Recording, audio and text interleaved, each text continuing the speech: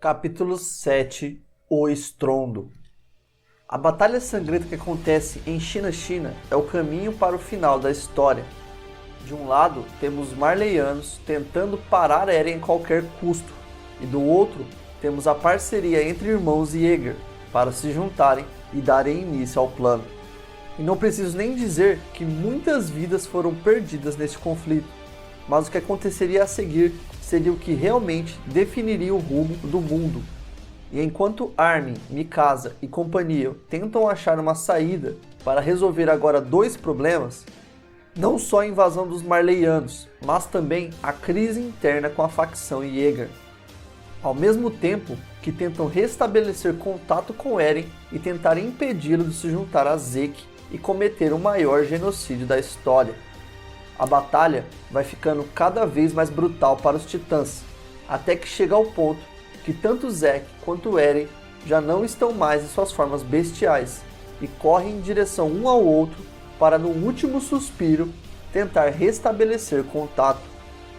E incrivelmente no caminho do caçula até o irmão mais velho, Gabi, a garotinha marleyana, dispara em Eren, acertando um tiro em cheio, fazendo sua cabeça voar pelos ares e caprichosamente cair decepada na mão de Zeke. Parecia o fim de tudo, mas o simples toque entre eles foi o suficiente para se conectarem e encontrarem um caminho até Ymir, a fundadora dos Titãs.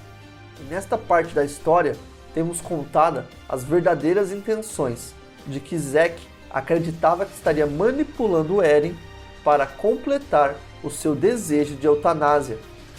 já que, segundo ele, seu próprio pai não o amava e seria o melhor exemplo de que não havia liberdade e amor em Eldia e seus descendentes,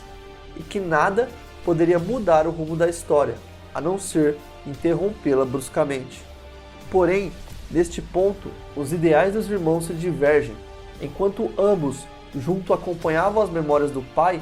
o antigo portador do Titã Primordial. Eren explica que nunca concordou com o plano da eutanásia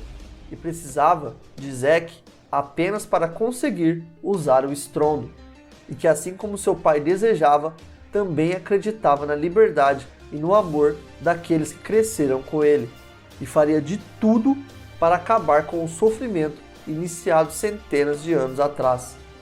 Zeke, suspeitando que seu irmão fosse trair em algum momento, toma o controle do mundo de Ymir, onde todos os Eldianos se conectam e pede seu desejo para a escrava fundadora,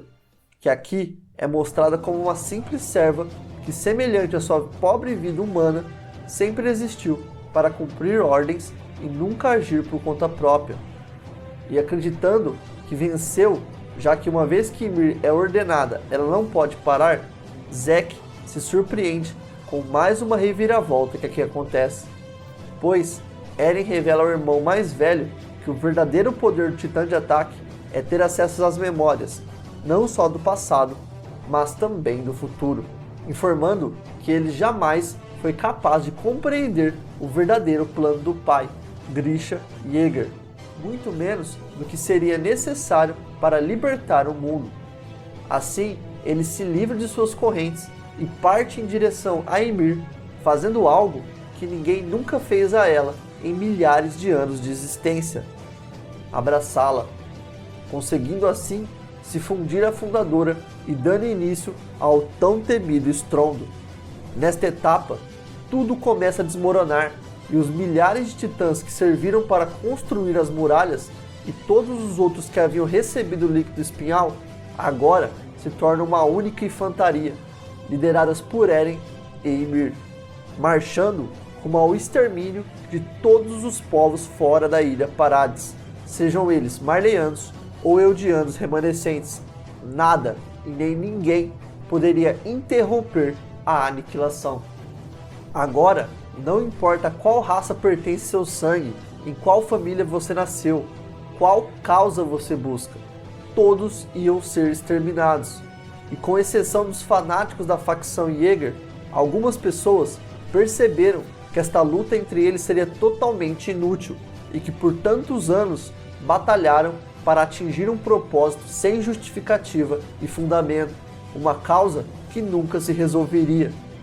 E foi graças a esse pensamento que um pequeno grupo da Ilha Paradis, como Range, Levi, Armin, Mikasa e parceiros, acompanhados de outros Eldianos como Yelena, no apoio de Marleyanos, como capitão das tropas Magath, além dos ex-inimigos Reiner, Pieck e agora N, que se descongelou de seu cristal após o derretimento no estrondo,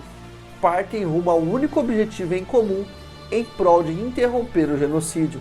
que é pararem Eren, mesmo que para isso seja necessário matá-lo.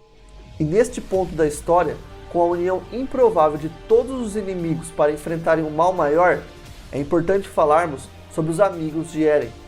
que recebem uma mensagem dele, dizendo que se por acaso o plano deles envolver uma tentativa de diálogo, que poderiam desistir de seguir em frente, já que ele não estava disposto a voltar atrás com o estrondo, e nada e nem ninguém no mundo o pararia, nem mesmo sua amizade profunda com Armin ou o afeto incondicional que Mikasa sente por sua pessoa.